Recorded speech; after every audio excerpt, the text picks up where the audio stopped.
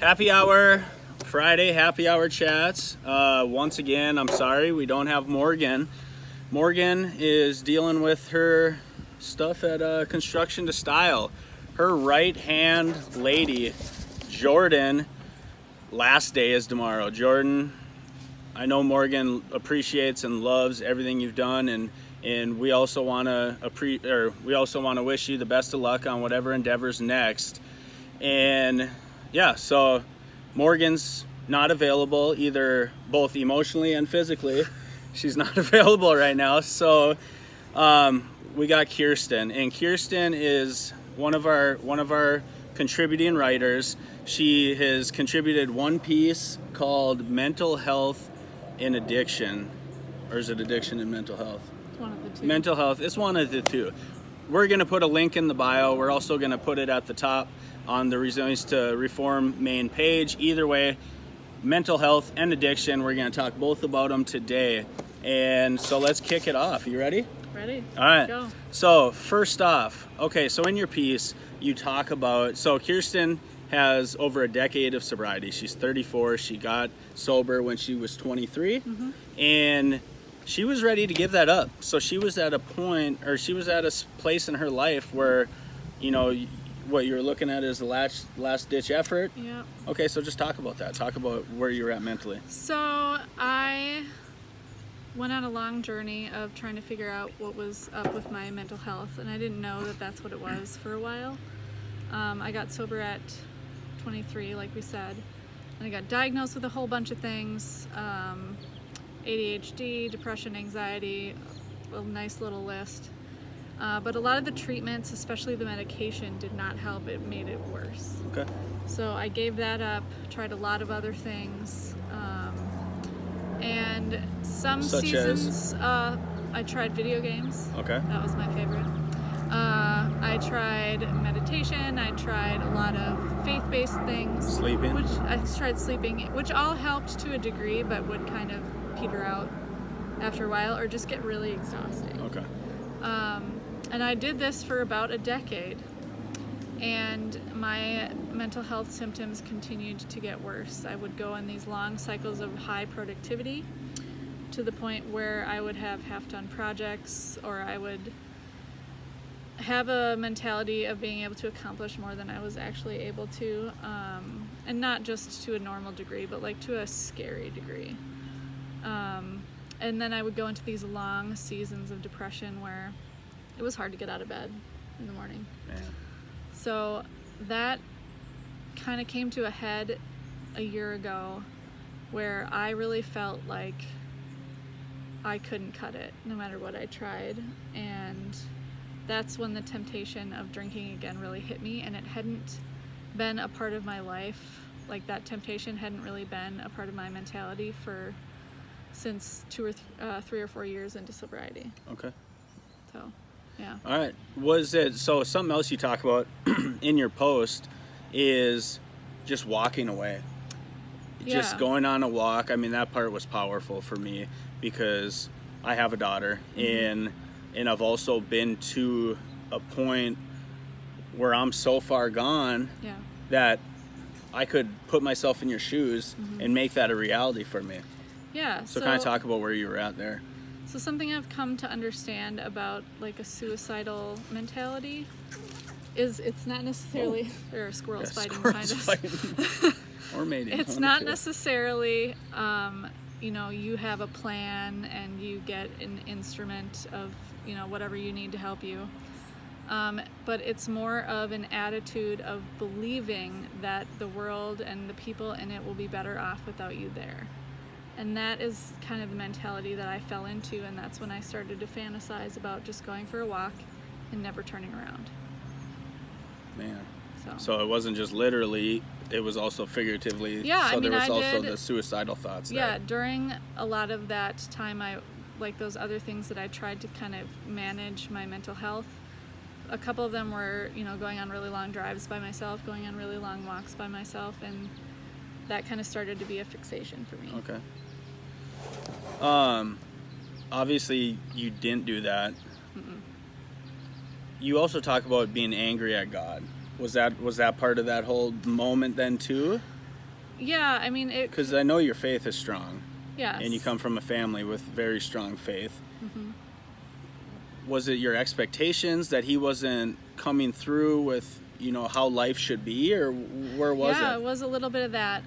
So I'm a Christian, and it's been a huge part of my life, and it's been a huge part of my recovery. I wouldn't be where I am today without that, without really believing that Jesus is real and he died for me, regardless of all of the things that I've done. Yeah. And part of that is we still live in this world. It's a broken world, and it took me a long time to come to that realization for me personally. Like, I can look out and see that the world is, it can be a pretty terrible place. It can be wonderful, but there's a lot about it that just isn't right, and we know it regardless of what we believe. But it took me a long time to internalize that I am also a part of that broken world, and the brain is an organ, and we don't understand it very well, but the little that we do, it's very clear that is part of that brokenness. And I wish we understood more about it. You can't just take a test and know what kind of mental health meds to take, so it's always a gamble. But yeah, I was really angry for a long time, and it took a while to come into this realization. When did that acceptance finally resonate, or how were you able to move past that? It came up at different times. It was a big part of trying to get sober when I was in my 20s, and after getting sober is when that really came up. But it settled for a while. I made peace with it, and then when this bipolar stuff started really you're like, here we go again. I felt it all over again. Yeah. Okay. You also talk about your family. You got Sean, you got your son Owen. So Sean is Kirsten's husband. I've known Sean for almost 10 years now, and I met him in College Pro back in the day. He's a great guy. I can contest to that. It's like 15 years. 15 years. Shh. I was not in college 15 years ago. Okay, fine. I'm old. All right. I'm old. We're old. We are old. It's okay. It's okay. 34 is not the end of the world. 30s are great. Okay, 30s are great. We're just getting started. Yeah. Okay. Talk about Sean, because we have a lot of readers who I'm sure deal with somebody in active addiction, whether that's their spouse, but let's focus on the spouse relationship, because I'm sure we have a lot of spouses, whether it's the male or the female in active addiction. What did Sean do that really helped you overcome it? And not only that, but you said it's a reoccurring thing. Yeah. You work through it, you have these good moments, and then all of a sudden it comes again. Yeah. All of a sudden it comes again. And, what did he do not only at the beginning, but during those tough times along the way? So one of the things about him is that he's really empathetic, while also he has a high sense of responsibility. So he's not necessarily going to take responsibility for my problems, in that he's not going to try to solve them all for me. So he's also assertive. Yes. There we go. A little bit. We need that.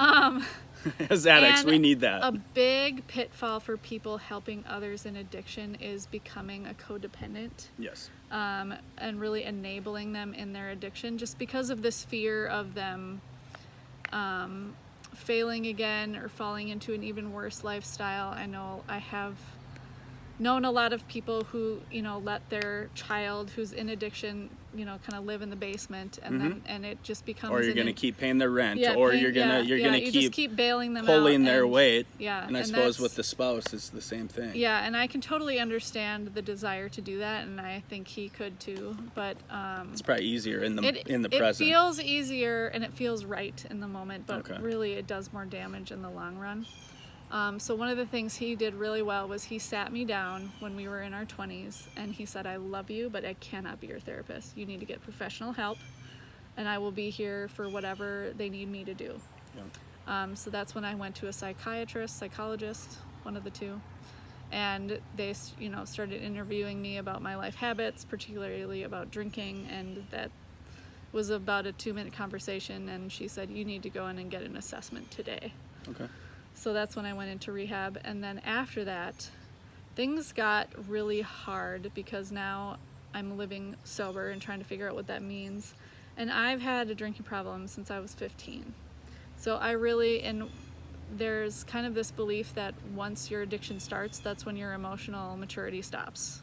So I'm 23 with the mental Of a 15. with the emotional capacity and the life skills of a 15-year-old. So that was really fun. So that means I'm still 12. Or I'm moving forward again. I know. Shoot. I'm not only old, but I'm immature. So, and one of the struggles for him was that there was all this support around me and not a lot around him. So that really blew up on us. I'd say within about 3 months. Because you're getting all this love and support, and then he's like, he's probably starting to feel alone. Yeah, and like, not a lot of people. A lot of people were asking me, "How are you doing? What can I do to help?" And nobody was asking him. I love that. So if you know somebody who's helping someone in addiction, check in with them. Because they're probably having at least as hard of a time as the person who's trying to struggle for recovery. But he just continued to, he stuck by me even through that, even though he was pissed to high hell. And he started getting help on his own, which was a big thing too, is that a lot of people in this situation just try to help and help and help, but they're pouring out of an empty cup. So he continued to do that, and throughout the years he would always check in with me, and he is kind of an outside perspective from, like, in my head I don't always see what's broken, and he can see it very clearly, and so he would call me on my stuff in a loving way. And sometimes I didn't receive it well, and sometimes I did. But we had that trust built up. I'm sure he learned after how to present it. Yeah, he was really good at presenting it in a way that I could receive it well. So if I didn't, it was kind of on me. But like I said, we have that trust and that relational capital built up, so that it worked really well over the years. Awesome. Yeah. Okay, so last one, the bipolar. So you said for this, you're getting professional help. Yep. You're dealing with addiction. You overcome that. You're in recovery, and then you got this mental health aspect that you don't understand. They're giving you Ritalin, then they're giving you probably benzos, and they're giving you all this medication. It's not helping. It's just making the crashes harder. And the highs higher. You finally find out you're finally diagnosed. So just talk about that, what that was like. Bipolar is probably one of the harder mental health disorders to diagnose, because it takes a lot of history to really pinpoint it. Okay. And it can present as depression, which is exactly what I was diagnosed with, and it can even present as ADHD. Okay. Which is also because something the highs, they're like, oh, you're ADHD. Yep. The lows, she's depressed. Yeah. Okay. So it took a lot. It took 10 years of mental health history for them to really pin it down, which was frustrating, but I can also understand. Like I said, there's not a test you can take where, they take your blood and they're like, oh, your levels are X and you have this. Yeah. Someday, maybe they'll have that. That would be great. But that meant an entirely different perspective on my behavior and on life in general, because that also means, like, a lot of people have depression for a period of time and then it goes away as long as they treat it correctly. Bipolar doesn't go away. If you think about it, in your brain, your hardware and your software are kind of different. Like your dopamine levels, think of those as your software. You can raise and lower those, change them out, do different things to make them better or worse. But bipolar is a hardware issue. You're hardwired a certain way. And that meant that I'm going to be on medication for the rest of my life, and that these highs and lows are just going to have to be managed. So sooner you could just, because your girlfriend mentions, if you had cancer, this would be the best thing in the world, that you just had to take this pill every day and you'll be okay. Yeah, that was a big aha moment for me when a friend said, you should be rejoicing that there's a solution out there that's going to work well. So yeah, and I totally agree. Now that I'm on a medication that works for me, it's night and day. All right. Well, I hope you guys enjoyed it. Happy Hour Chats, Noah and Kirsten this week. Like I said, I'm gonna put the blog post. I'll put the link in bio, and I will put it at the top of the list. So go check it out.